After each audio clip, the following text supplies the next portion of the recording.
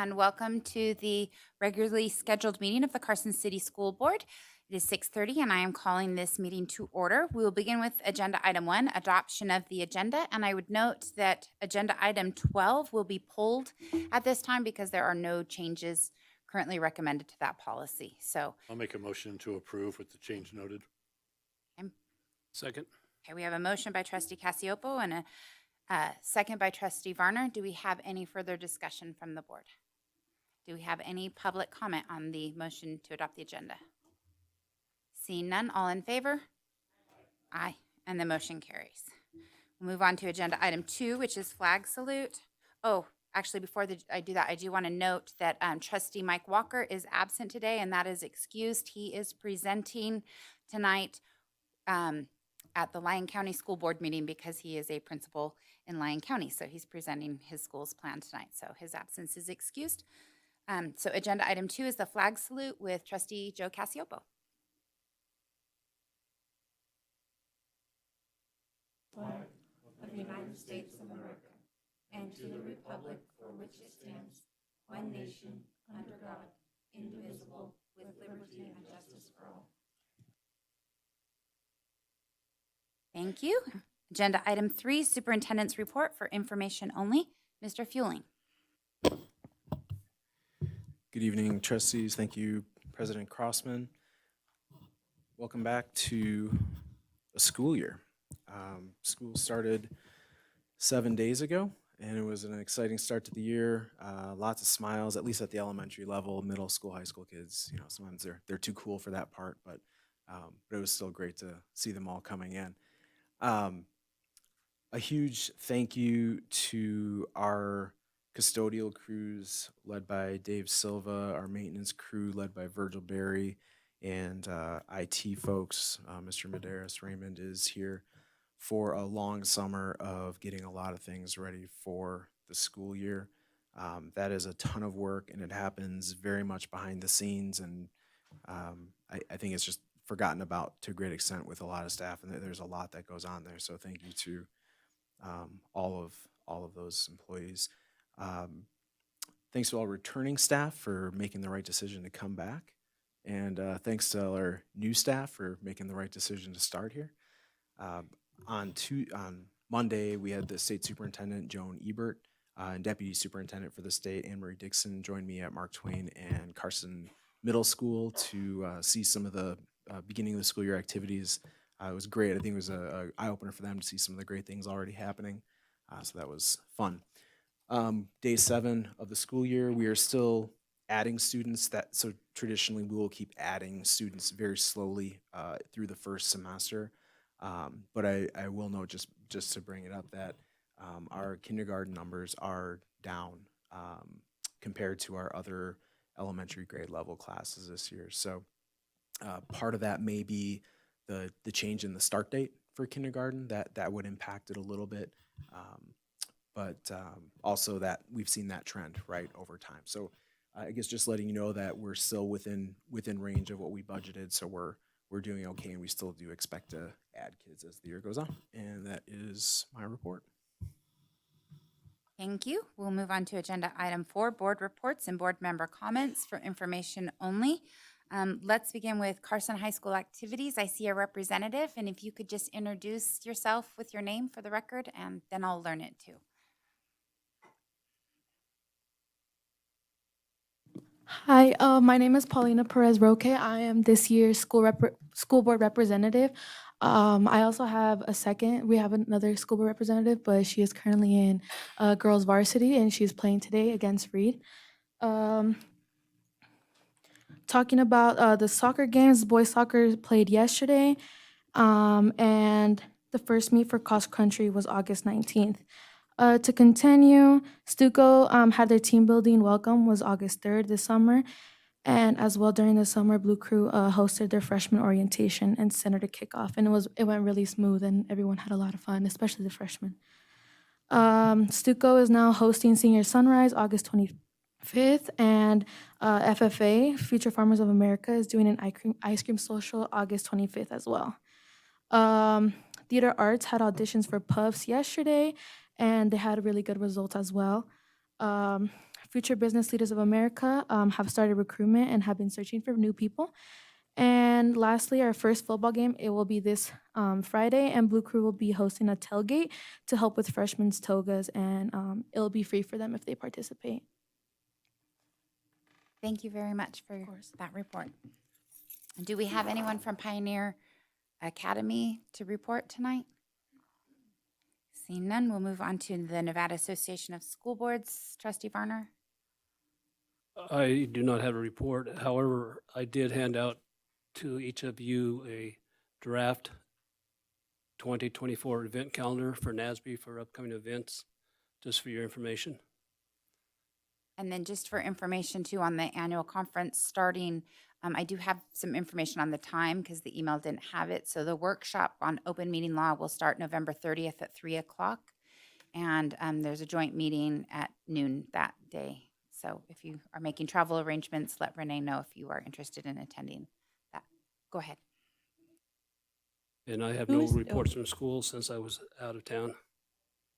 Quick question. You say joint meeting for the newbies here. Who's the joint meeting with? So the joint meeting, the Nevada Association of School Boards is run by a board of directors there's a director from each of the 17 counties.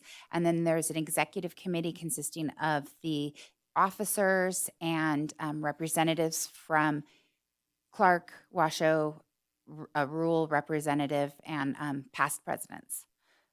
So they meet together for that.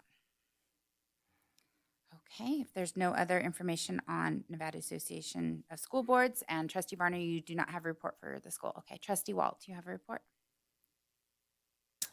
Lengthy ones. Okay, so for Carson High School, they would like us to know that the focus on the first day with teachers was on their Tier 1 MTSS process. They examined the 3 proactive and the 1 reactive component of their plan, the relationship building. They discuss different strategies on how to build relationships with all students and how those strategies change when they are challenged in building a relationship with a student. Additionally, they all are committed to greeting students at their doors as they come into their class, which I think as a previous teacher, I think that is so important as well.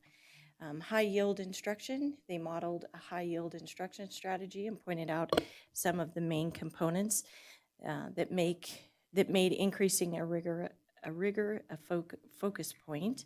Our discussion involved around the strategies they use in their classes and how to identify best practices through the COP process. They also did the effective classroom management, which are strategies were modeled throughout the day. This is in conjunction with a discussion about other strategies being used in the classroom, and that will allow to build a bank of strategies to draw from when they are either looking at different strategies or need some assistance. And then response behavior, with the exception of having a progressive discipline plan in place, they work together to determine the teacher's responsibilities in terms of response to minor behaviors in the classroom, the flow chart they created that will allow them to both be consistent with students and have this some set strategies that they will all use as a staff. They would also like us to please check out their Facebook and Instagram to see the stronger presence in the world of social media. So please check out Carson High's Facebook and Instagram.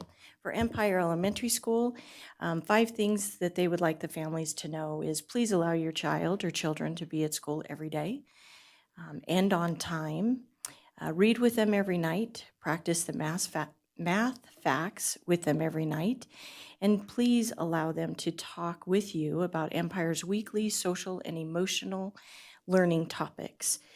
They are asking families to allow their children or child to have the greatest possible experience in school by supporting them and allowing them access to everything that Empire Elementary School has to offer. And they are asking to please be a partner with the school. They'd also like to mention that they ordered stainless steel trays, plates, forks that will be washed and reused. They are eliminating the disposable plastics, sporks, the styrofoam trays and plates, and they are receiving the reusable items from a partner, plasticfreerestaurants.org, and their students are learning how to sort waste, such as waste that may be reduced, reused, and recycled. Their goal is to reduce our nutrition waste by 50% this year. So go team. And they would also like you to know that and their open house is August 30th at 5:30 p.m. Thank you. Thank you for that report. Trustee Clapham. All right, from Mark Twain Elementary School, Crookshank states that the year has started off great. During their back-to-school training, they welcomed all their new staff members and celebrated the returning staff members as well with a cooking theme. They all showed up in chef hats because they want to cook up success. They spent time celebrating the successes from last year and made plans on moving forward this year. Regarding the ESL program, they had 2 additional ESL students exit the program on the alternative pathway, which my understanding that I just found out about was it was the ESL students moving into more of the mainstream classrooms. And so Ms. Crookshanks is super proud of them. Back to school night was a huge success, and the administration spoke to over 700 family members in the cafeteria before they went to meet the teachers. PTO is in full swing, and she wants to thank them for their continued support of staff and students. There's some cottonwood trees out in front of the school. They've become a safety concern, and so those are going to be removed. And the Greenhouse Garden Center is going to support the school with 5 new trees out front. So that will be good for them. Thank you to Greenhouse Garden Center. From Carson Middle School, we have a great start to the school year. The students are all receiving their Chromebooks this week. Boys and girls cross country started, as well as girls basketball started this week. And then open house is going to be Wednesday, September 27th. So hopefully all the family members can make that. And that's all I have. Thank you. Trustee Ramirez. So from Silliger Elementary School, Ms. Zona stated that they had a strong start for a new school year. They had a fabulous feedback on the kindergartners, no tears whatsoever, and they attribute that to the ROC kindergarten program offered during the summer. On the 17th of August, they had their open house, and they had a fabulous turnout of families. She's very happy with their new hires, They have added great value to the amazing teaching staff. They started the map testing yesterday. They also have a new crew of moms helping to run the PTO. And she's also very excited to have the new VP on board, Carrie Pryor. She says she's terrific. And then from Dr. Lennox, let me see. Let's see. They had a parent meet and greet for the 3-year-olds, and it was a very nice turnout. The families got to meet the teachers, and the students felt really comfortable. They also did the Nevada Ready Pre-K Ice Cream Social at the museum on Tuesday. They also had a great turnout. They provided 44 Nevada Ready Pre-K families passes to the museum and will be offering second Saturday story time for the families. This is an amazing partnership with Dr. Scott, Mrs. Salazar, Carson High School education students, and the museum. And that concludes my report. Thank you. Trustee Cassioppo. Hi, no report tonight. I just wanted to welcome everybody back to a new school year, students, families, staff. Welcome back. Thank you. And I will report for Fremont Elementary School. Dr. Ward is excited to share that they had 78% of their parents come to their back to school night, which was an amazing turnout. And they're hoping to have all of their families attend the Fremont Parent Evening, which will be August 30th at 5:30 in the cafeteria. And their fall festival is coming soon on Friday, September 8th from 4:30 to 6:30. And they would love to have any and all members of our community attend the fabulous night. Is this the Dunk Tank Festival? Okay. My son went to that a few years ago and really enjoyed dunking some people there. So that is a great festival that they welcome the family. So if you have time that evening and can make it, that would be great. And that concludes my report for Fremont. Seeing no other board comments, we'll go ahead and move on to agenda item 5, which is association reports. Mr. Wallace, do we have a report tonight? Okay, Dr. Ward, nope, no reports. And I don't see our classified representative. Or is okay, nope. Okay, seeing no reports, we'll move on to public comment. Mrs. Cortez, do we have any email public comment? No, Okay, we do Trustee not. Cressman. Okay, we do not have any email public comment. If we have anyone interested in making public comment, I'll go ahead and read this. Comments will be accepted in person or through virtual participation via email, public comment at carson.k12.mv.us no later than 12:30 p.m. the day of the meeting. Email for public comment must include the submitting party's full name. Email for public comment will be posted as a supplemental document, and copies will be provided to the board members. The names of those who have provided virtual public comment will be read during public comment, and emails will be included in the record, but the virtual public comment will not be read during the meeting. Comments in person may be made by members of the public on any matter within the authority of this board. Please note that public comment will be taken on items marked for possible action before action is taken on such items, and members of the public are encouraged to comment on such items at the time they are being considered. Although members of the board may respond to questions and discuss issues raised during public comment, no action may be taken on such a matter until the item is placed on the agenda at a meeting of the board. In making public comment, speakers are asked to come to the table or podium, sign in, speak into the microphone, and identify themselves for the record. Commentators are instructed to limit their comments to no more than 3 minutes and to not simply repeat comments made by others for discussion only. Do we have any public comment tonight? Go ahead.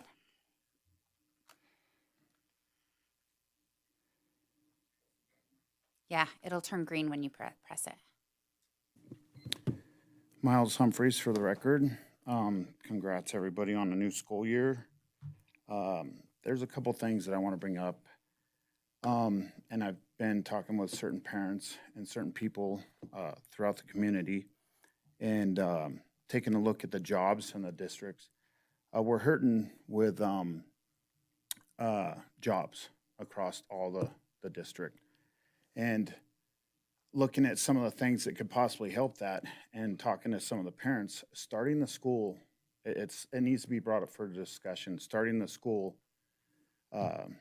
later, like September 2nd or 3rd, might incentivize some of the teachers to because I know that on a couple of the districts here in Nevada, they're doing better, and a lot of teachers say that they like that, because right in the middle of August, that's summertime, and it's kind of a hard deal. So you guys might want to bring that up for discussion and also look at some of the data supporting some of that throughout not only our own state, but also, throughout the U.S. The other thing I want to talk about is, unfortunately, it's making its way into the news about a new pandemic supposedly going to be hitting whatever, because the mainstream media, and even our president and the three-letter agencies have all been talking about it. And last year and the year before, this board actually kind of turned a blind eye and some deaf ears when numerous parents, doctors, nurses, and independent researchers and many other people with facts after facts after facts that were ignored about masking the children and the complications. So I think it'd be kind of a delightful thing if Carson City took a strong stance and went, instead of being the first ones like they were last year, being the last ones to have to do that, or detach themselves from the federal monies that are attached to some of that nonsense that is involved with all that. Let's see. I don't have too much more, but it's just it's a reminder that we can't go through and put the kids through what happened last year and just kind of go on deaf ears. And if it does come down to that, and the three-letter agencies push that agenda again, out of the respect for the children and the parents, I think that we should make it optional, because it is coming. Because there's a lot of chatter out there, and unfortunately, that's the case. So, thank you for your comments. Have a good evening. Do we have any other public comment at this time? Oh, okay, you're walking up with he looked like, and do we have any other public comment at this time? Okay, seeing none, I'm going to go ahead and close public comment. And we'll move on to agenda item 7, which is discussion and possible action to direct the superintendent to finalize and execute a proposed amended and restated interlocal joint use agreement for the use of the High Technology Center located on the campus of Carson High School and currently owned by Western Nevada College, WNC. Approval of this item will continue the historic joint use of the High Technology Center and allow the superintendent to provide an approved draft of the agreement to the Board of Regents for review and possible approval. For possible action, we have Mr. Andrew Fueling and Dr. Kyle Dalpy here. Good evening. Thank you, President Crossman. Yes, this evening we have a special guest, Dr. Kyle Dalpy, here from Western Nevada College. Dr. Dalpy, is there anything you'd like to start with? Sure.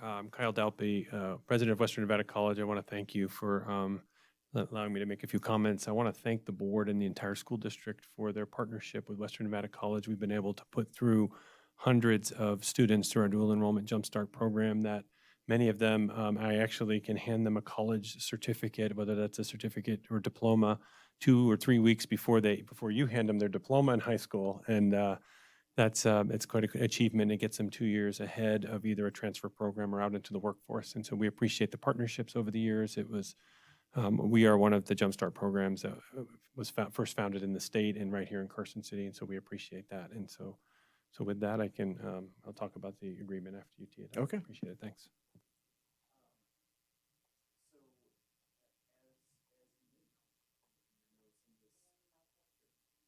Sorry, as you may know, some of this goes back in history before any of you took your positions here or any of us. Back in I believe it was the 1997 legislative session, there was a desire to create these, as technology's use in education was growing rapidly, create these shared facilities that between colleges and K-12 entities that would have kind of this all day long and all night long usage between the two groups. And so I believe back then $5 million was appropriated, and I can't imagine building that facility for $5 million anymore. But on Carson High's campus, the high tech center, as you know it today, was built. And at that time, in those early years, there was quite a bit of usage day and night. It was as intended, its usage levels. And so over 23 years since that happened, there's been changes, and there's been changes in education, changes in programming needs, changes in facility needs. I don't think in 1998 they ever dreamed that kids would be taking classes online like it's no big deal, and this is just regular fare now. So with some of those changes over time, we've seen that Carson High, clearly we're there and we're using that building all day long. The usage on WNC side has dropped over time, just with the changes with how they deliver their educational model. So one of the things that we have been talking about is, so one thing is that we have a joint use agreement, and so modifying that to reflect some just changes in the realities that we have in terms of usage, but then also looking at when this was first given to us by the legislature, the building itself with ownership was granted to as an asset to the institution of higher education, so here WNC. And so the WNC is the owner of that building. But looking toward, considering where usage falls, looking toward moving it so that it becomes potentially the property of the Carson City School District, where clearly the usage is reflected in that ownership and ultimately the costs associated with it. So what you have with you tonight in your packets is a revised joint use agreement. And I'm not going to read through the entire thing. And our attorney, Mr. Russell, was a part of helping craft this. So Ryan, please interject at any time if you think it necessary or if you think I misstate something. But some of the highlights, I guess, of the changes here really come on page 3 under maintenance. And so one of the issues, and I think very understandably, is if we're looking at potentially changing ownership of the building, and if there are any significant major maintenance costs, how will that be taken care of in the future or over this next year? And I should say this agreement is, as it is written, it is just for 1 year at this point. So there are some changes there in terms of what who will cover some of those costs, and then ultimately, if there is a change in ownership, that there would be some reimbursement to WNC for some of those costs, given where we are. Also, some changes then to the minor, what are considered the minor repairs and maintenance of the facility, and some of that just reflects really changes that have effectively started to occur already with some of the more significant needs we have with the security and safety of our buildings. Otherwise, operational costs, having some change to the cost sharing there, that's not as big of an item. And then, I thought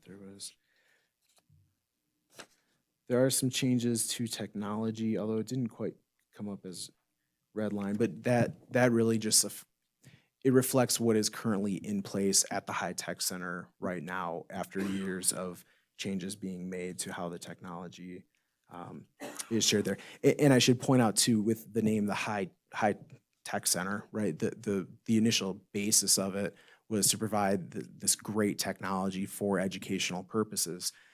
Over time, that technology changes as well. If you remember that facility back in, I think, 2015 or 2016, there used to be these enormous pod desks, and every desk had, I think, 8 desktop computers, which in 1998 was probably really impressive. And of course, where we are now, it's just not quite the same thing anymore. So those have been moved, and there just have been some changes there over time. I'll note there was one item related to in the insurance language that needs to be updated within this, and I think the way this is written, we're okay to make some of those changes here. Related to, it was something that on WNC side that they had asked to have inserted, but it's right in line with what we would expect to finalize this agreement. And then the last, I guess the real, I guess the highlight of it, just to bring your attention to it, on page 8, the conditions of termination, just noting that this is a one-year agreement, and it could be renewed for an additional term if need be.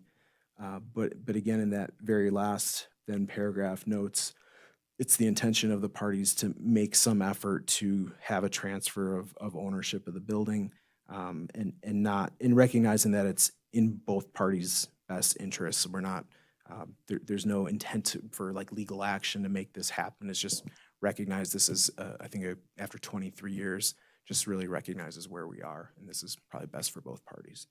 So, Dr. Dalpy, would you like to comment on any of that? I will actually throw in a couple comments. Kyle Dalby, Western Nevada College. So the operational joint use agreement is one that we've had historically. It's bounced around a little bit, 5-year or 2-year. However, this is a 1-year agreement, as Superintendent Fueling mentioned, so we can get us through this current year. And I mentioned earlier in my opening remarks that we do have a Jumpstart program, and I don't want you to think that's going away. The Jumpstart program is actually more embedded in any classroom at the high school, so it's no longer. We do use some of the high-tech center, but it's not like this is Jumpstart and everybody else is over here. It's all embedded wherever it's needed, and including an online space. One of the things that I don't know, I've asked a question and I've gotten an answer from our legal counsel, is I believe I know this requires a Board of Regents on our side approval to move the property to the school district. What I don't know is it going to require anything from the legislature, because it was a legislatively approved initiative back in the late 90s. And so this will give us, this agreement, we'll know by the end of this calendar year how we move that forward and whether we need to reauthor something for the next year or whether we can move it over. One of the things I see from my perspective is that it resides on the Carson High School campus, but my facilities people who are we're short staffed like everybody, but are helping with maintaining that building. But then the principal and the school staff there have to now be more considerate as ever than on safety. And so I don't really want to be responsible for a building on a high school campus. It's more appropriate for you to be responsible there. And so we've already done the security updates to where the school district basically has the way to get in and out of that, which is good because that's where it needs to be. And so it's the concept of let's have a place where we can high tech it, with big computers, and now everything fits on an iPad. Those days are gone. And so it's time to say, you can have the building. It's in really good shape, knock on wood. We won't have any major repairs. But that's where we are with this, and for hoping to move it through. My target would be if we can move it through our Board of Regents at the March meeting, that way for the upcoming school year. Thank you. And Ms. President, for what it's worth, I did do the research following our meeting on the last version of the agreement. I can tell you what the language that you don't have in here is, the additional insurance language, and it's basically a requirement that you guys both maintain general commercial liability insurance and that nobody's waiving their governmental or sovereign immunity. It's good language, and it's not a problem to put in there. Approval requires your approval and approval of the Board of Regents. When the funding was approved, it funded the construction of the building, and it has requirements that it be used for educational purposes. There's nothing in the legislation or in either the statutes that apply to our acceptance or disposal of real property or the Board of Regents that requires legislative action. It just requires board action. And I apologize to Mr. Dalpy or Dr. Dalpy because I did have that exchange with Kaya. And so I don't want to speak out of turn for him, but I think he agrees.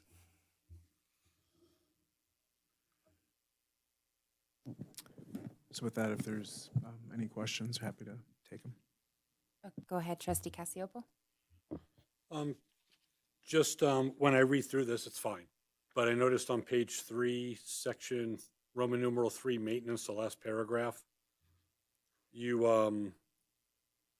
the last sentence, CCSD shall further be responsible for building security and you crossed out fire protection systems, but kept all the parenthetical stuff. But then on the last page, page 4, the very last in red, you repeated that sentence, but you didn't cross out fire protection systems. So it just looks like it's just a discrepancy in how you might want it to be read. Yeah, that's all. Correct. Do we have any other comments? Trustee Walt? So on page 2, a section D was eliminated. What did that contain?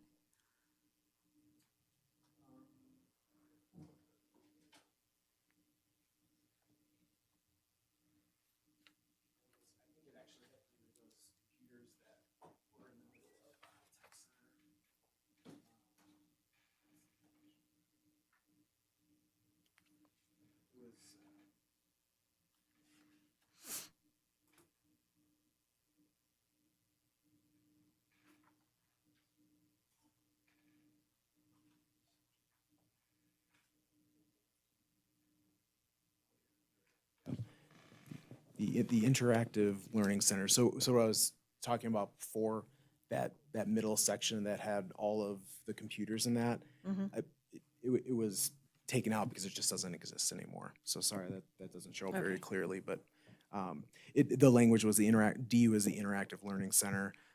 Both WNC and CCSD shall have use of the interactive learning center during normal hours of operation. Okay. And so if we're looking at transferring, it says though within the term of this agreement, then the transfer would be prorated amount.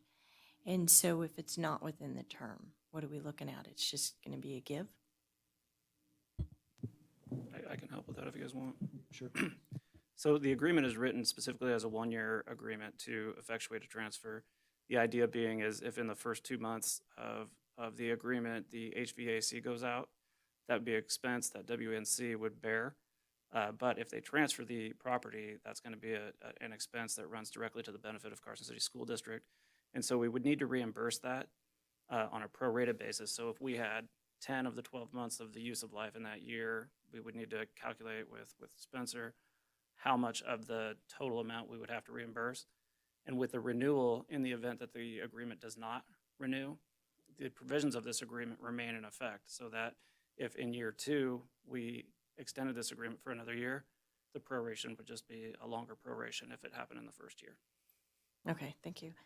And then say, for example, the WNC is ready for a transfer, but we don't have the funds for that because we've already went through our facility, the facilities budget and whatever. And so we don't have the funds to do that. What is the WNC then? I mean, are you going to look at saying we'll give you another year until, the funds are there, or? I think, and you can jump in, Kyle. I think part of it is the building itself, based on the language in here, it doesn't. What's that? Oh, sorry. The building itself doesn't necessarily have a price tag on it. It's really that maintenance piece that would be the price tag. So if there was something hugely significant, like a structural failure in the wall, we certainly would have to work through something like that if we don't have the money immediately up front. And I know WNC would struggle to come up with some of those funds themselves.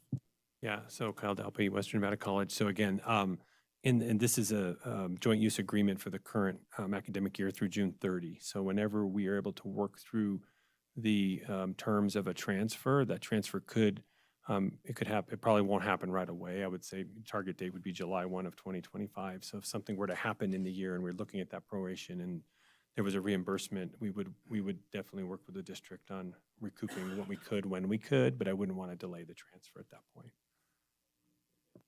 Trustee Walt, that possibility is why the language at the end of the agreement was added, that it's the party's intention to work toward a transfer. This is not a purchase and sale agreement. It's not a transfer agreement. Those would have to come back to both boards at the time the transfer was going to occur, and that's when you could consider whether or not you could fiscally, absorb that prorated reimbursement or whatever else. And the Board of Regents would have to make the same evaluation. Do we have any other questions from the board or comments? To me, this looks like a good agreement and a good solution for the next year to continue process. I like the definitions of what are major repairs and what are minor, and I like that Carson City is responsible for the building security and access control, because those are our students in the building and they're the ones that we're responsible for keeping safe. So to me, it makes sense. This is for possible action, and at this time, I would consider a motion. I'll make a motion.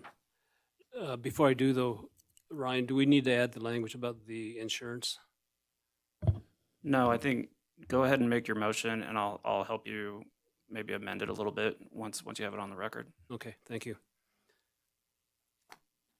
Go ahead then. I move that the Carson City School District Board of Trustees direct the superintendent to finalize and execute the proposed amended and restated interlocal joint use agreement with Western Nevada College, WNC, for the use of the high-tech technology center located on the campus at Carson High School, and allow the superintendent to provide an approved draft of this agreement to the Board of Regents for review and possible approval.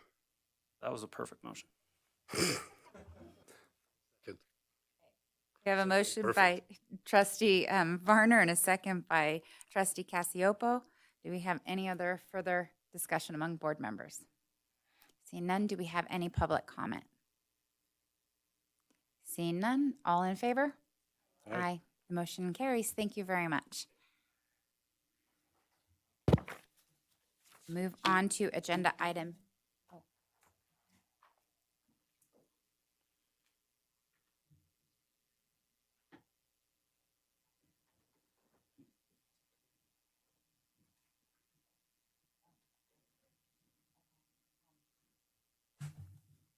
Well, I will just share what information our attorney shared with us. The newscast is here for agenda item 14.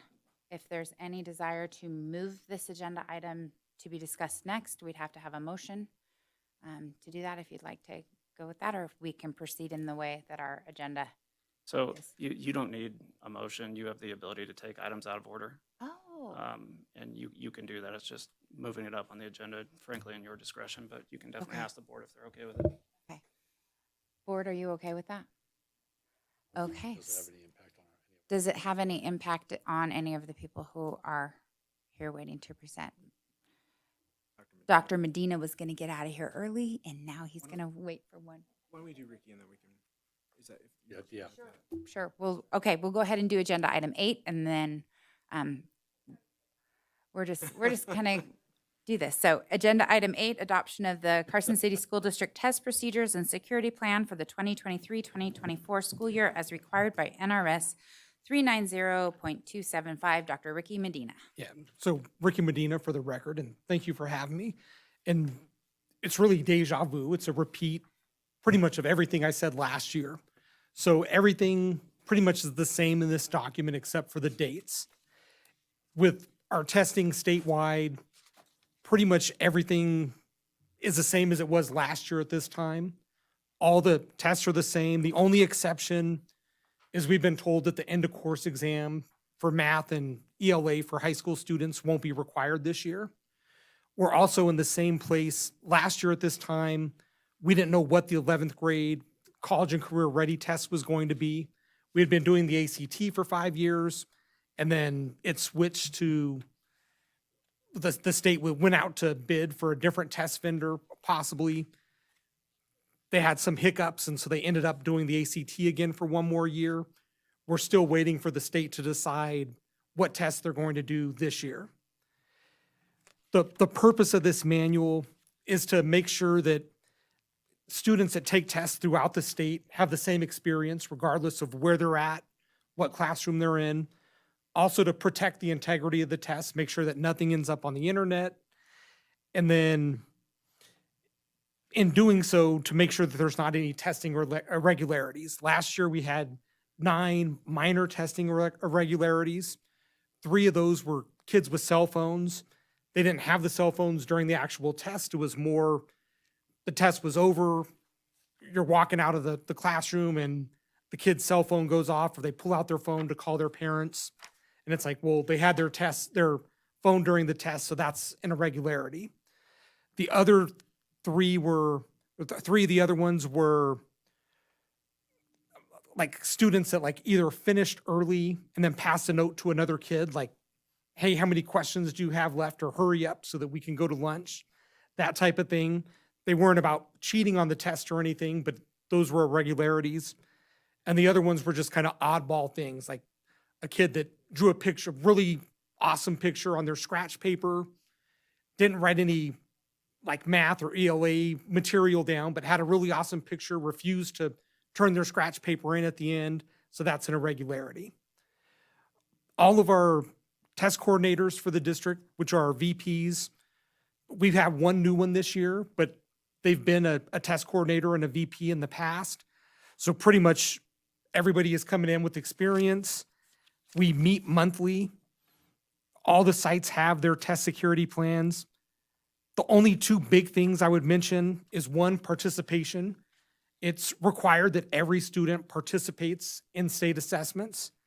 In the past, when they were paper pencil, when we would just do them on one day, you could just keep your kid home and not worry about it or miss the makeup test.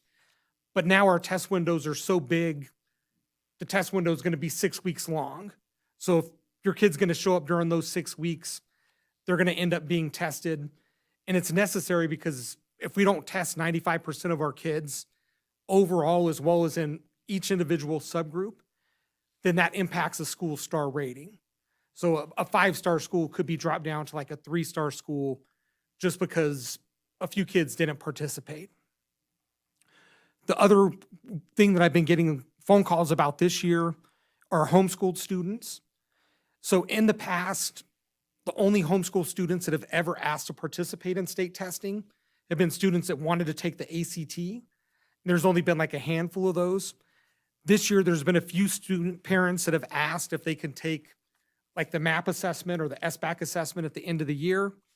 And pretty much all of the state tests, and they're allowed to, as long as they notify their test coordinator at least 30 days in advance, because they have to take it when the regular students do, then they'll be allowed to do that. For MAP, the state tests are K through 6th grade reading. So they'll be able to take K through 6 reading MAP, but not the math version. Any questions? Okay.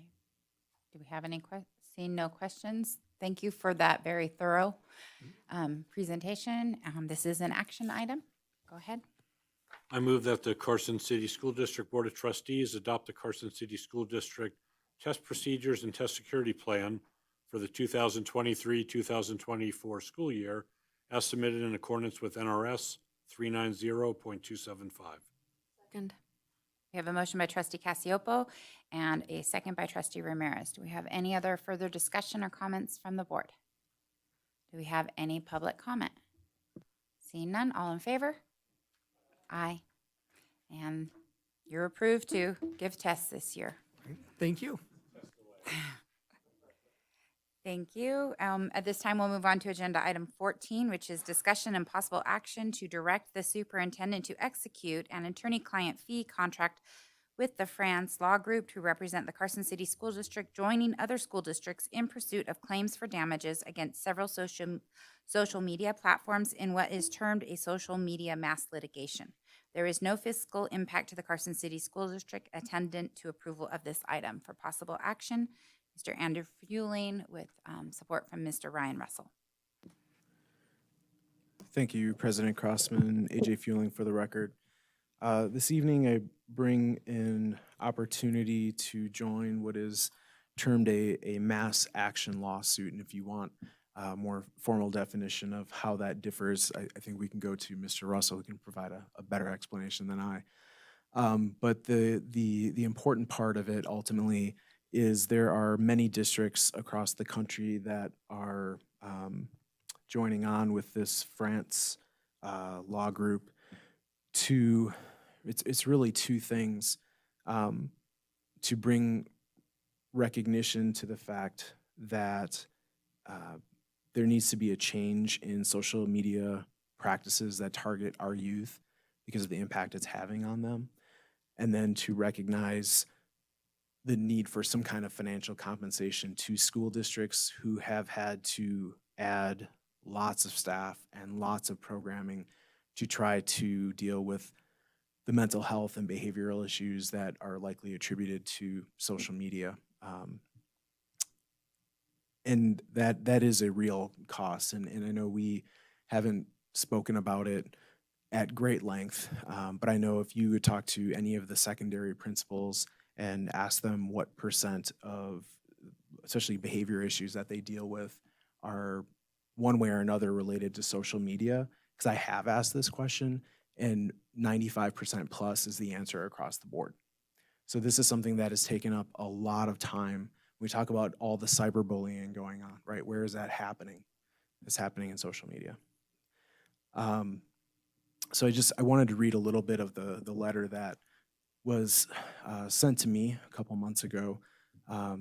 The lawsuits here allege the defendants have caused a mental health crisis among children and teenagers that is marked by higher proportions of anxiety, depression, and thoughts of self-harm, all of which severely affect their ability to succeed in school. Students experiencing they're being subjected to harmful and exploitative content that encourages disordered eating, unhealthy social comparison, destructive and or violent acts, encouraging students to damage school property and or slap teachers, and cyberbullying. Students experiencing anxiety, depression, and other mental health issues perform worse in school, are less likely to attend school, and are more likely to engage in substance abuse and to act out, all of which directly affects the school district's ability to fulfill its educational mission. I think that says a lot right there with what we're dealing with. So this has been, again, presented to us as an opportunity, I believe, and I think I'll let Mr. Russell maybe expand on some of this, but I believe there are currently 9 districts that are in that range that have joined on already at this point, Nevada school districts. So the way this works, there are, from what I understand, 8 districts, will be the 9th, that have joined with this particular local firm who will act as local counsel for the Franz Law Group. I believe Washoe and Clark have joined separately, just with different counsel. And the way the mass litigation works is we would have local counsel, Maupin, Cox, and Lagoy, through attorney Paul Anderson, acting as local counsel for the Franz Law Group. The Carson City School District would be named as a plaintiff in a lawsuit against the social media platforms in the Federal District Court in Reno. That litigation would then be transferred to the federal court in San Francisco and combined with all the other districts that are pursuing the same thing. The idea being, one, to effectuate change in how the platforms can contract essentially with minors who don't have the ability to do so, to ensure parental controls and that they're actually enforced, and again, to recover damages that have been caused by having to deal with the social media issues. There really is no financial risk to the district. These attorneys are on a contingency basis, and I would call it a strict contingency basis. You will not be paying costs or travel expenses or anything. They will get 25% of your recovery. And the difference, just for what it's worth, between a mass litigation and a class action, for example, is that the damage calculation is specific to each plaintiff. In other words, they would look at what it's actually cost the Carson City School District, and if there is a damage award, that's what it would be based on. And if there is a damage award, that's how the attorneys would get paid. And I would thank you, Mr. Russell. I would add as well that there is an expectation that there is some work on our side. I think the estimation is about 10 hours of work to help support what would be happening here with the lawsuit. But I I think that's a reasonable ask in terms of how what our schools have had to deal with over the last number of years related to social media issues and impact. So with that, I And will. the only thing I'd add, sorry to interrupt, this is the same law firm that came a couple years ago and presented a mass litigation against vape companies. They called it the Juul mass litigation. And at that time, the district did not opt to participate, but they recovered in literally $2.6 billion. I was going to say billions, but that sounded dramatic. And effectuated, we hope, at least some change on the vape companies targeting the youth. And this is a similar step against the social media platforms. Just a clarifying question, when you say 8 districts have already joined, are those 8 districts within the state of Nevada? Yeah, I don't know the total number nationwide, but out of 17 districts in Nevada, if we join, there will be 9 through this specific platform, 11 total, and there's still time for others to join in. And just to correct myself, the Juul settlement was 1.2 billion, not 2.6. 2.6 was the increase in school funding this year. So, Okay. sorry. Well, I prefer our increase in school funding. Do we have any questions from the board? Go ahead, Trustee Varner. I do, and I think you kind of answered, the first question I had was, how much is it going to cost the district to be able to prove that we suffered damages? And you think that's only about 10 hours? Yeah, and that estimate has actually been provided by the legal firm. So I don't know exactly what it will entail. I'm sure there'll be some look back in history over what has over time, what are adjustments that the district has had to made to deal with some of these issues, and to recognize too that it's not only in terms of staffing, but it's in terms of even like capital and physical changes that we've made to buildings to deal with some of the realities of what this has brought to us. So I would guess they'll have a pretty detailed list of how to think about this, and then what it'll take time for us is to process through and account for all of those things along the way. Thank you. And then I know you said there's no risk to the district financially. And I just wanted to clarify, on page 3, on the 4th paragraph down, A, it reads, reasonable fee if contingent fee is unenforceable or if attorney is discharged before any recovery. In the event that the contingency fee portion of this agreement is determined to be unenforceable for any reason, or the attorneys are prevented from representing client on a contingency fee basis, client agrees to pay a reasonable fee for the services rendered. I guess, what does that mean? So the really short answer is, it means that if there is a recovery and for some reason the district made a factual or legal argument against the contingency fee portion remaining with the Franz Law Group, that they would be forced to pay a reasonable fee for the services rendered. Even in this situation, it would still be dependent on the district recovering. In other words, if there's no recovery, you don't have to pay anything. Do we have any other questions, comments? Trustee Walt. So nowhere in here do we see that it would be approximately 10 hours of our time. So what happens if it starts to exceed the 10 hours and we find that, you know, we don't have the staff or to continue when we want to withdraw? I guess I would hope that, I mean, I feel this would be worthwhile in terms of if it went a little over that requirement. I mean, I guess I don't know the answer to if it went to 100 hours and we're like, where are we going with this? So an estimate on something like that is always just that. It's an estimate. I will tell you that between the Juul litigation and as far as they've already gotten in this mass litigation, the estimate is a well-informed one. But if it was ever getting excessive, we could certainly address our options and see if we could withdraw from the litigation, what that would be, and bring an item back to the board.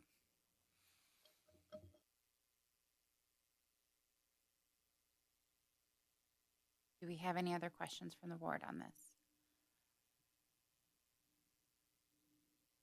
Okay, this is an action item. I was just going to say too, I'm thinking of damage to school property with the bathroom challenge that was going on, some of the other events, and I've heard from multiple secondary principals and deans that every cyberbullying and a lot of the bullying that happens on campus is tied to social media. So I'm seeing nods even in the crowd. So I am in favor of this, and I would entertain a motion from the board.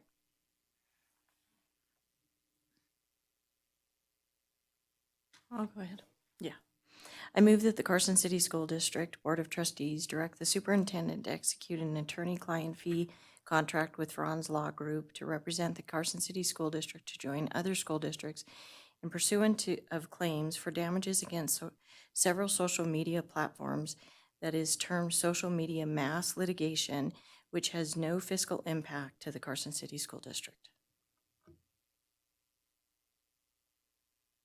My motion by trustee Walt and second by trustee Cassioppo. Do we have any further board discussion? Any public comment? Seeing none, all in favor? Aye, the motion is approved. Thank you and good luck.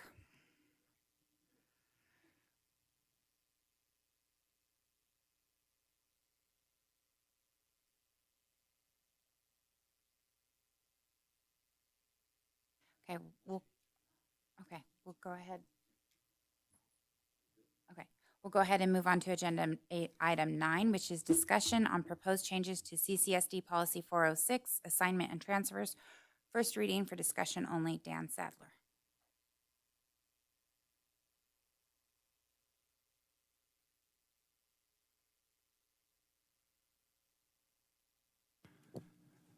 Trustee Crossman, members of the board, thank you. I bring before you tonight, as you saw on your agenda, a couple policies and one regulation to consider. We'll start with policy 406. You might remember at the last board meeting that you approved policy 405, which was changing the probationary employment for classified staff from 12 months to 6 months. And there is some language cleanup in policy 406. Actually, this one's specific to just the Carson City School District language, and you all have a copy of the red lines, I believe, in your packet. Okay, thank you. And there's a deletion of all such transfers may be initiated by the superintendent or the employee's designee. And really the process is explained further in regulation 406. And so that last sentence was kind of confusing to people as far as, is it the superintendent who's initiating the transfer or the employee's designee and which employee? So having that spelled out in the regulation, which we'll get into here in a minute. But really policy 406 is just a change for the Carson City School District to be spelled out and then the deletion of that last sentence. Thank you. This is a first reading, so we'll see it again. Do we have any questions or comments on this proposed change to the policy? Okay, seeing none, we'll go ahead and move on to agenda item 10, which is discussion on proposed changes to Carson City School District Regulation 406, classified employees transfer procedure, for discussion only. Mr. Sadler.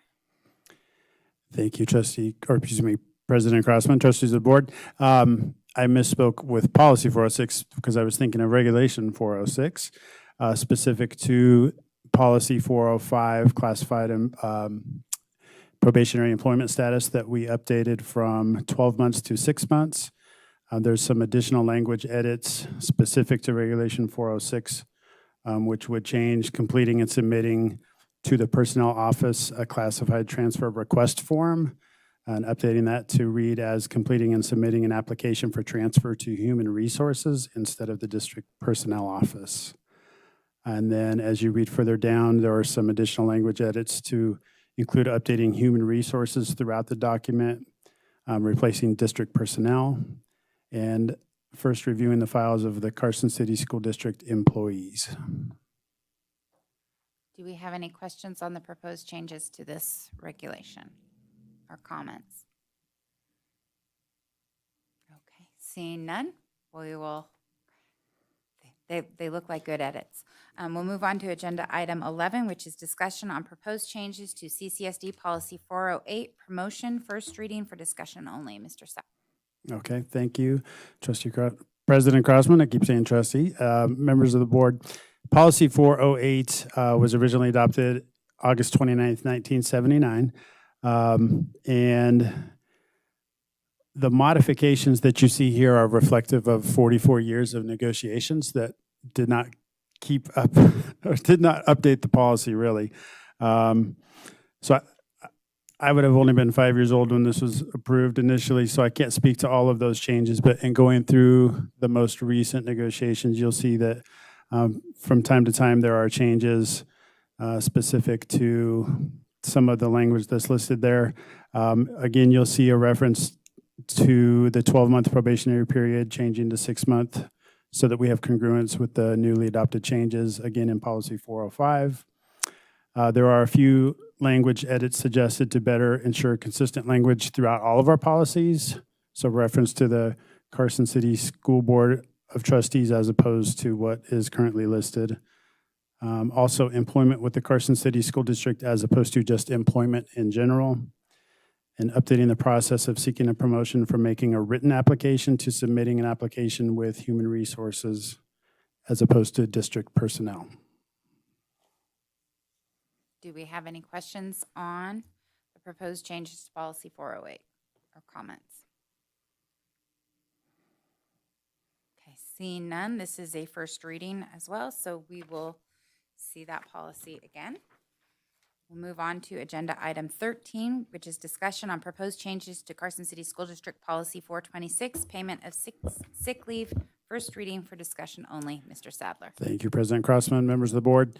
Policy 426 probably has the most changes suggested here before you tonight. Again, you'll see that there are several language changes in reference to district before referencing the Carson City School District. In the second paragraph, you'll see that it's Carson City School District is referenced and should adjust to district based on the previous language change. The conditions of payment for sick leave themselves, again, have been updated throughout those 44 years since this was also approved in 1979. So in order to align with those changes that we have negotiated over those years, one specific change is that employees must have completed 6 or more consecutive years of service instead of 10. There's a language edit using district instead of school district, and then accumulated sick leave pay at the specified percentages. You can see on the edits, first and foremost, the maximum previously was 140. That's been, again, throughout the years updated to a maximum of 200 days, which is the current practice and in the current negotiated agreement. And then the rate for employees with more than 6 instead of 10 years of service. Actually, I don't have that on my note here. But less than 15 years of service, is currently 45%. And then the rate for employees with more than 15 but less than 20 is currently 50% instead of 16. And then the rate for employees with 20 more years is currently 60% instead of 18%. Lastly, to qualify for payment of unused sick leave, the current agreement that we have is that there's 2 weeks of notice, but the current policy reads that it's 3 weeks. Do we have any questions on the proposed changes to this policy or comments? These percentages, increase percentages, all are in the new contract, is that correct? Yeah, but I should clarify that these increases weren't just based on that last agreement. They've increased over those 44 years. So the numbers that we have are the current agreement. The suggested numbers are in the current agreement, yes. Okay, thank you. Do we have any other questions or comments on this? Okay. This, again, is a first reading, so we'll see it again. Thank you very much Thank you very much. Mr. Sadler. And we'll go ahead and move on. I suppose we could take a brief recess since the next agenda item, Mr. Fueling, is currently, unless you guys want to go ahead and I could present it. I can present it. So we'll go ahead and let's keep moving because we're making good time. Agenda item 15, discussion and possible action on selecting a topic for the 2023 to 2024 Carson City School District Board of Trustees sponsored American Citizen Essay Contest for possible action. So just a little history on this essay contest. It was initiated by the school board shortly after the events of 9/11. And it is an annual sponsored essay contest that we as a district put on, and all students within Carson City are open to submit essays. It could be private, charter, or public schools, and essays are judged on each grade level on adherence of topic, originality of thought, and use of traits of writing, including ideas, organization, voice, word choice, sentence fluency, and conventions. Prize money is awarded to the winners at each level, elementary, middle school, and high school. And for last year, the topic that we selected was Patriot Day, the holiday in remembrance of September 11th, 2001 is a national day of service. Why is service important for citizenship? And how do you or how could you serve in your community? So this year we're getting our essay topic selected a little bit earlier than in previous years, and that is to coincide with the social studies, week of social studies that they are planning. I believe it is planned for September 18th. And so hopefully this can tie in with that week, and our students in our schools can have writing assignments at school that help them to compete in our essay topics. So we can open the floor. If anyone has a really great essay topic that they would like us to pose the question to, go ahead and read it off.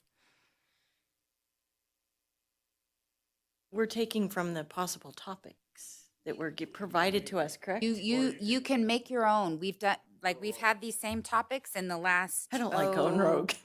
The last several have been everybody coming up with a good time. Sometimes Tasha helps us. Sometimes Ryan helps us. Just whoever can think of a topic that you'd like to have the students write about, because I will tell you the winners of each level read their essays to us. So who came up with the possible topics? Those have been in this packet since I've been on the board. So we've had a variety of them. Sometimes we pick ones that are like it. Sometimes we make up our own. Because I really do like number 9. I really do. I think it would be very insightful. Where it says, and I'll read it out, what do you think our founding fathers like George Washington would think about the United States of America today? And what would they like or dislike about it? Okay. I thought that was very insightful, but I didn't know I could go rogue. Sorry. Sorry that we didn't let you know. You could make your own topic. Trustee Clapham. I came up with just 4 on my own, if you guys want to hear them. They're probably long, but in my current situation, how can I make a difference for others around me? What can I do today, tomorrow, and in the next 30 days? So that was number 1. Number 2, define success. What does success mean to me? Number 3, if I could make the world better today, how would I do so? And number 4, of the many qualities I possess, if I could have just one quality to define my life, what would it be and why?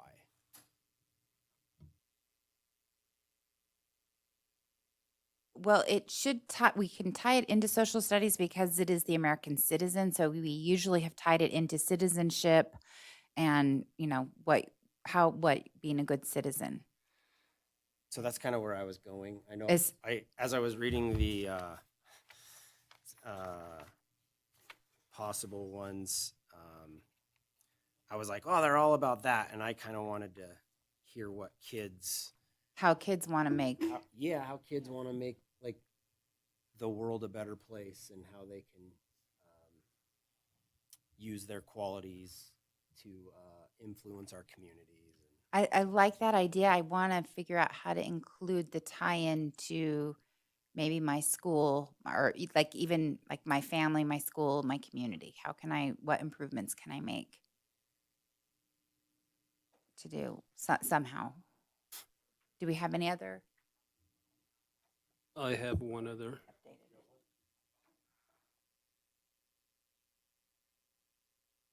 Oh, okay.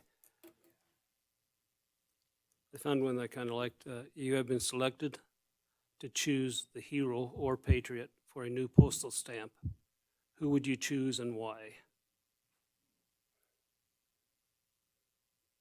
Okay, that could be interesting. I know that we have we have a social studies teacher in here too. What would you like to hear from your kids? Well, I mean, And other Mr. than Wallace is an amazing human being. other than put away your phones, kids. Something. Okay, do we have any other suggestions? Matt looks like he's furiously drafting a new question. Yeah. I was kind of thinking, when I first read these, I really like 9 as well, but I like kind of where Matt's going. And I wondered if we could combine kind of a student's perspective on 9, not only what George Washington's thinking, but, you know, what's their take on it? Well, that is their take, right?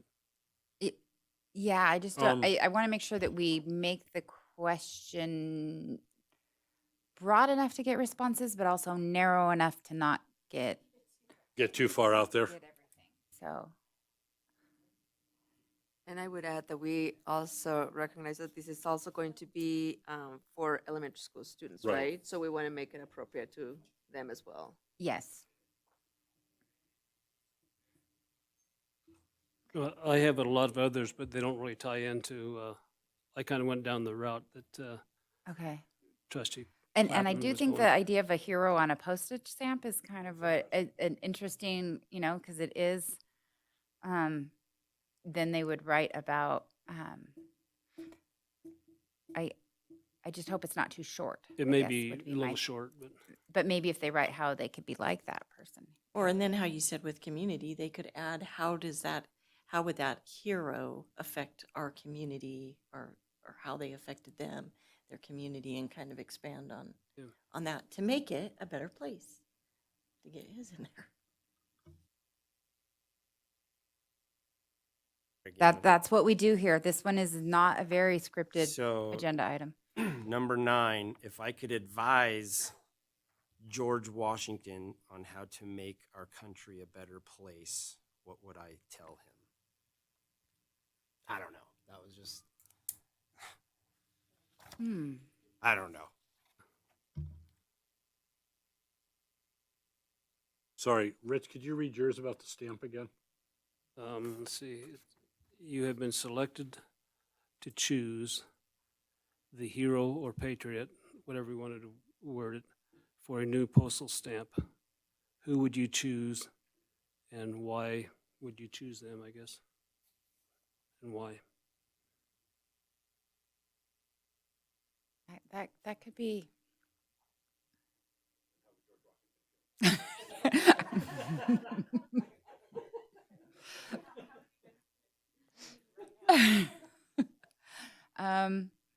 Okay, so we're still in the drafting I can say stages. also that I do kind of like number 9 also, so I'm not Okay. tied to the one I suggested.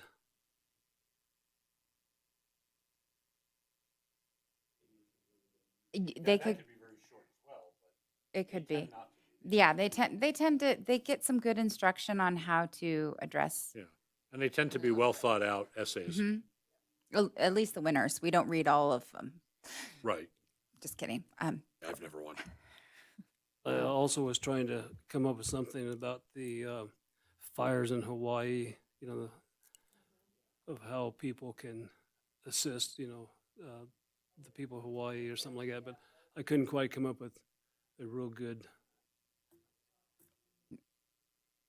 We've got the fires in Hawaii. We've got the flooding. Yeah, I mean, the weather change. We've had a lot of natural disasters. I had one about weather change too.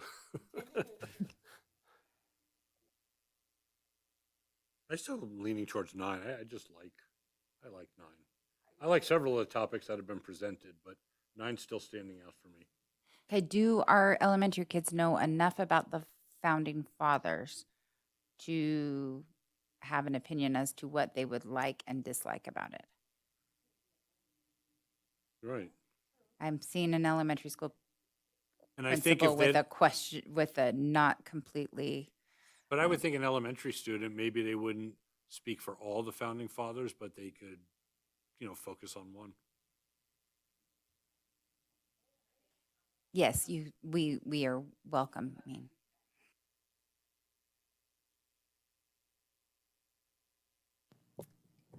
Good evening, Jennifer Ward for the record. So if we're tying it into our social studies units, we have to stay to state standards. And so founding fathers, different presidents don't fit next, especially by September with our littles. So they're just working like on their neighborhood, in their community. It takes a long time before your kinder, first and second graders can comprehend anything beyond that egocentric me, let alone their classroom and their school. And so when Trustee Clapman had said, talking about a citizen, but being a citizen of your school or community, what would you do to improve? What would you do to help success? I think then you'd get your kinders and first and second graders to actually participate. And if I have history kind of correct, we very rarely get elementary participation in our in this essay contest. And so it would be lovely to be able to branch it down to a more universal topic that students of all ages can kind of connect with and have some that universal prompt that would allow them to, we're talking about it's in September that we're doing this event. And so to try and generate some additional elementary topics, but also to see the insight that our students actually kind of giving them an opportunity to explore what it means to be a citizen in our community, whether that's your classroom, whether that's your school, whether that's Carson City, whether it's Nevada, whether it's the state, whether it's the United States, whether it's the world. I think if we are able to make something broad enough to where your littles can engage in an activity just as well as your high school seniors would be my encouragement.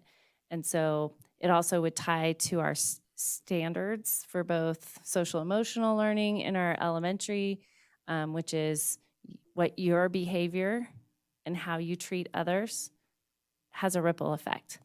And so that would be a nice tie-in not only to social studies, but to all the social emotional.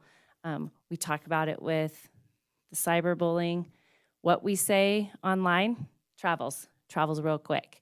So, being able to tie all those things in to be able to do a well-rounded essay for the school board would be also a nice insight to good writing for our students. thank you very much for that, Mr. Wallace.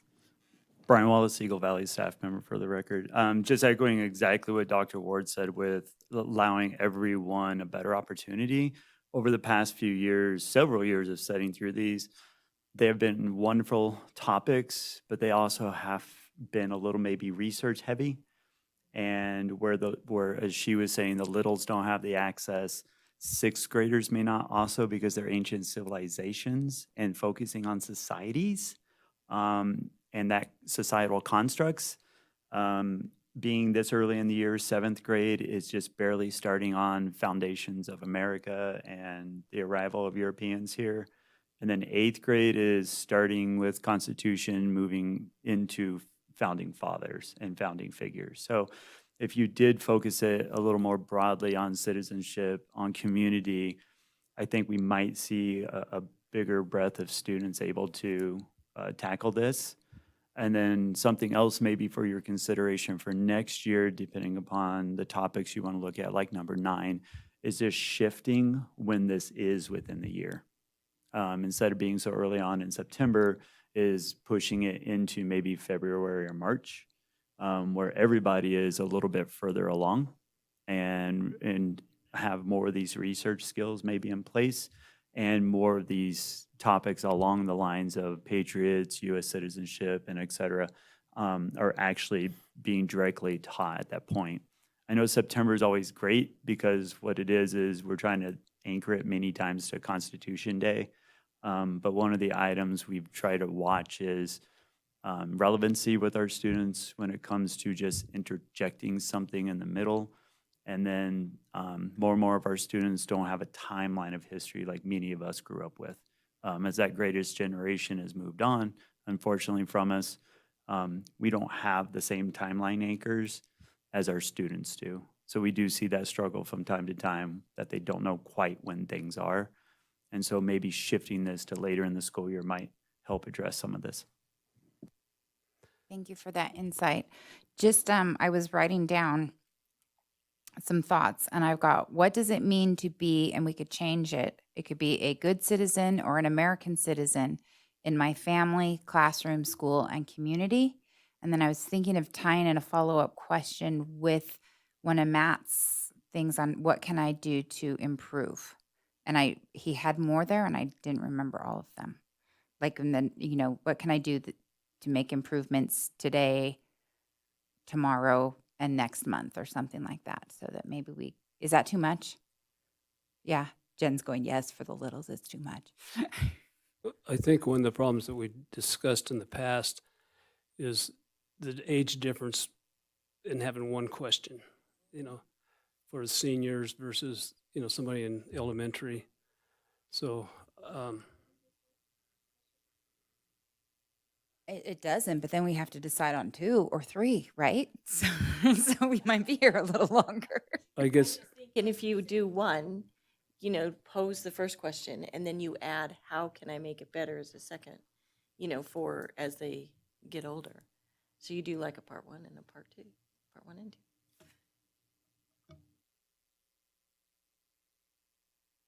Any other thoughts? I'm looking at Dr. Ward.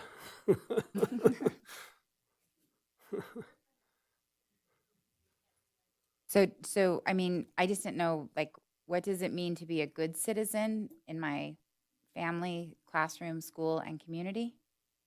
Matt, could you read what you had initially again? In my current situation, how can I make a difference for others around me? What can I do today, tomorrow, and the next 30 days? Is that the one we're talking about? Oh, all of them? Oh. Well, the other one was about success. Define success. What does success mean to me? If I could make, I scratched this one out after Molly. If I could make the world better today, what would I do?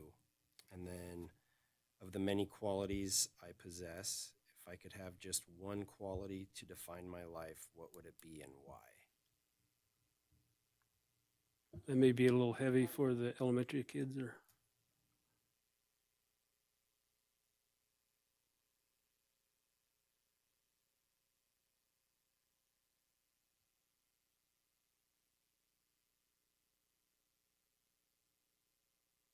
Yeah. So maybe,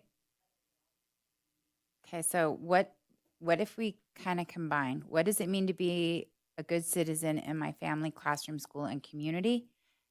If I could make those places better, what would I do? Something. If I could make improvements to those.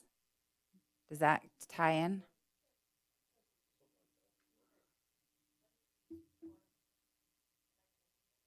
If I could make those places better? I mean, maybe that, something like that. Thoughts, input, anybody? If I, May need to massage it just a or, little or bit. yeah, just like what does it mean to be, what improvements, what changes can I make to improve those? To make the, Yeah. how can I make it better?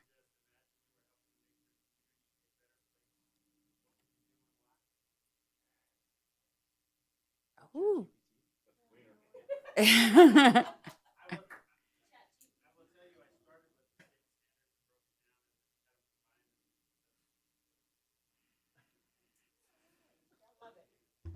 Okay, I know. Is imagine you're making your community. Okay, I'm just gonna say I do like that we're talking about being a good citizen because it's a citizenship. So I'm thinking his is the second part of that question. And responsible technology use here too. So I was teasing, I said I should put this in Chat GPT and just kind of see where it goes.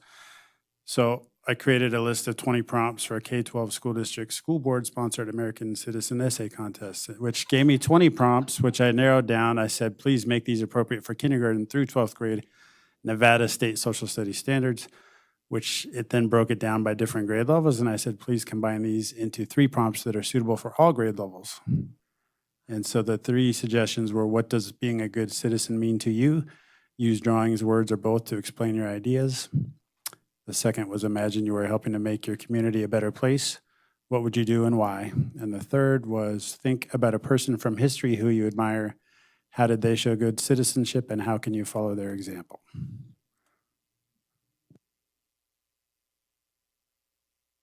Out of those, I like the second one. I like the second one. That encompasses. And the all the third grades. one I think might be a little research heavy. Yeah. So I'm liking that. Do we want to just do imagine you're making your community a better place? What would you do and why? Or do we want to narrow it down to even their classroom, their school, or I no? just keep it community. Like it. Yeah, Right. yeah, And their definition of community could be different than somebody else's. yeah, yeah. Does that work for you, Do we Brian? want that to be the second half of it? Do we want it to say, what does it mean to be a good citizen? And then, or just keep it with the imagine you're making your community a better place? Okay.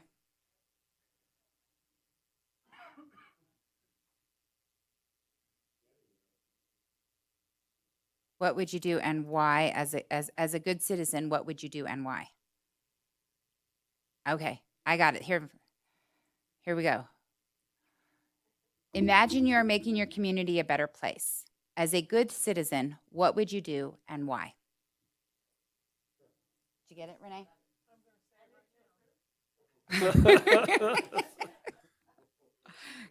Okay, we have a motion. My mic. Laurel, can you say it one more time for me, Okay. please?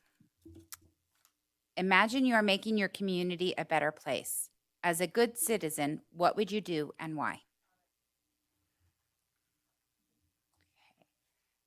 We have a motion by trustee Walt to approve that as the topic and a second by trustee Casiopo. Do we have any further discussion? Any public comment? Thank you for your previous comments. Seeing none, all in favor? Aye, and the motion carries. Move on to agenda item 16, which is approval of the consent agenda for possible action. Public comment will be taken prior to any action. Do we So have? moved. Okay. Motion by trustee Varner. Do we? Okay, and trustee Casiopo seconded. So we've got that. So any further discussion on the consent agenda? Any public comment? Seeing none, all in favor? Aye, and the motion is approved. And agenda item 17 is informational items for discussion only. No action will be taken. Just in case anyone didn't get the Parent Square notification, tomorrow is an early release day, so pay attention to that. And schedule the rest of them in your calendars. Any questions from board members on the informational items? Seeing none, we'll move on to agenda item 18, which is request for future agenda topics. Do we have any at this time?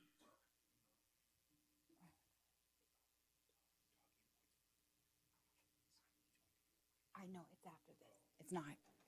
Okay, sorry. I told him to tell me something after the meeting, and it's not related to the agenda, so we're not doing that. Okay, any other future agenda topics?